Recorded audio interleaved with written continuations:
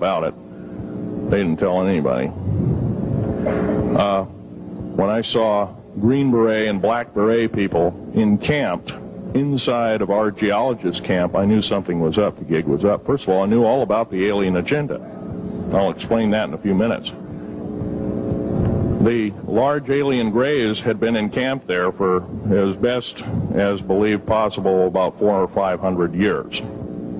Had been one of their internal bases. And we drilled holes right on top of it. All the stinking air, all the black sooty air came right out as soon as the first hole was sunk, and all this soot came up, and well, that's when all the hell broke loose, really. All started. Anyway, after we drilled all 4 holes, it took about 2 days to drill all 4 of them. And when you build an underground base, you drill 4 basic holes, and then you build called stopes or cross-member holes across, and then you use blasting equipment, special blasting equipment by the analyzation of the rock formation, and you literally blast out or tunnel out or deflagrate or melt rock out to build the large rooms that are required for this underground base. Well, in this process, I was lowered down the basket of one of these holes, and about from me to this elderly woman here in the front was sitting a 7-foot-tall alien gray.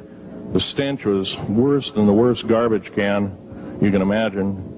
The person was, or the entity was absolutely horrible. I didn't waste any time. I reached for my pistol. At that time, as an engineer, I didn't have time to carry all the folderol of one of these big submachine guns that all the sea spray and the yellow fruit and all the outer perimeter and inner perimeter security people carried. I carried a little Walter PPK pistol with a 9-shot clip. This was in late August of 1979. Now, you got a regular suit of clothes, you got a regular clothes on, plus you're in almost like a spacesuit environment, and you're reaching for a gun. It's not the easiest thing to do, and then to pop a clip in it and start shooting. And I killed 2 of them. Yes, they're mortal, and they do die. However, in the process, one of them did this. All I remember is that he just kind of waved his hand in front of his chest, and the next thing I know, this blue beam hit me and just literally opened me up like a fish, and burnt my fingers right off of me. And it was some form of electrical force, because the kind of like being hit by a lightning bolt burned all my toenails off of me. Completely crispy crittered my left foot, burnt the shoe right off of me.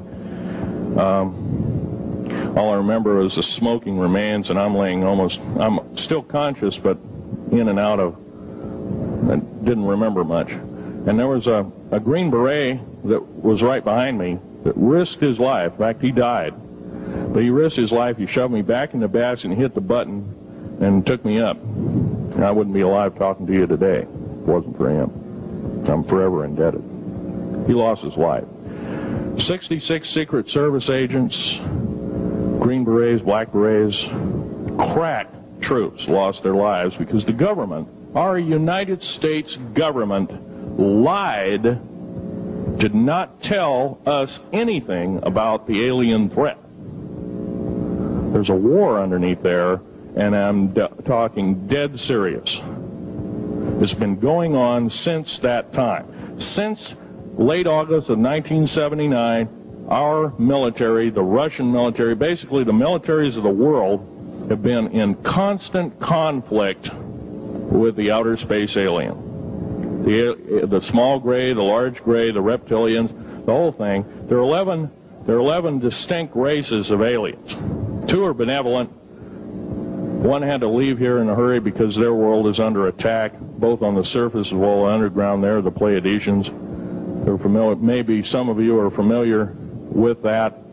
Would some of you raise your hands who've heard of Billy Meyer and some of the, very good, about half the group. Well, Billy Meyer is one of these lucky people that they figured, well, he's kind of a simple type, we'll show him everything. Well, these are the benevolent aliens, and they've been here helping us. In fact, I have a picture, let me reach for it here.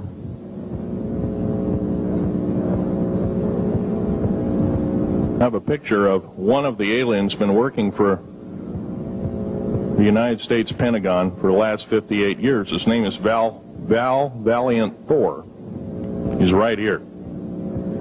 There's my father in the background. This old place, the ready room of the USS Eldridge, Al Bielek has probably explained, or maybe even shown you this picture. There's a list of some of the notable people in it. They're all the atomic bomb scientists of the day, all the time variant experimentalists of the day, all the top physicists of that particular day. This was in August of 1943. Now this guy has not changed one iota in 58 years. Started work, he came here, crashed here or whatever, whether he's under duress or not. He started work for our U.S. Navy and military operations in 1937, either 37 or 38 is what I've been told. So it's for 58 years, this man's been employed, probably under duress. If you don't do as we say, we're just going to use you for alien bait or something, I don't know. But anyway, he basically hasn't changed. He lives for 490 years, is what he says his lifespan is. Now, he's supposedly a semi-benevolent, he's a human-looking type person. He has 6 fingers and 6 toes, and he's got one oversized heart, one lung, giant lung. His blood vessels are bigger. He's got copper oxide for blood, similar to an octopus. His brain capacity 300 centimeters greater than ours. He has a thinking capacity, IQ, if you were to measure it, be totally off the scale, be about a 1200 IQ. He speaks 100 languages fluently, alien as well as others. He's a remarkable person. I had a chance to meet him one time. Now, by the way, he doesn't shake hands.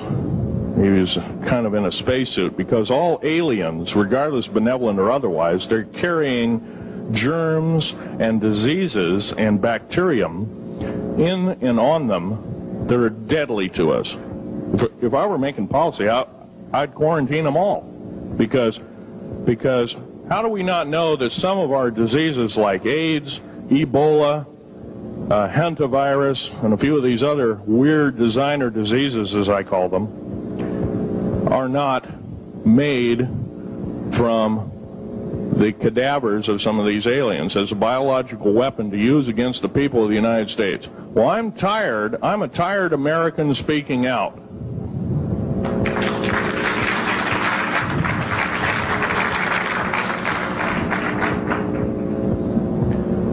Now, what I'm telling you is kind of almost like a brain overload here. Back in 1946, we set off a number, actually 4 atomic bomb tests at Bikini Atoll. It's a group of islands in the South Pacific. I have an original photograph here with original language on the photograph that shows there is a large alien spaceship off a wingtip of a United States aircraft. It was a drone aircraft, right at the point where the bomb was beginning to show a neutron flash cloud. Here's the bomb going off. Here's the airplane tip here, and here is the alien spacecraft. Now, in 1947, questions later, please. In 1947, after Roswell debacle, our military got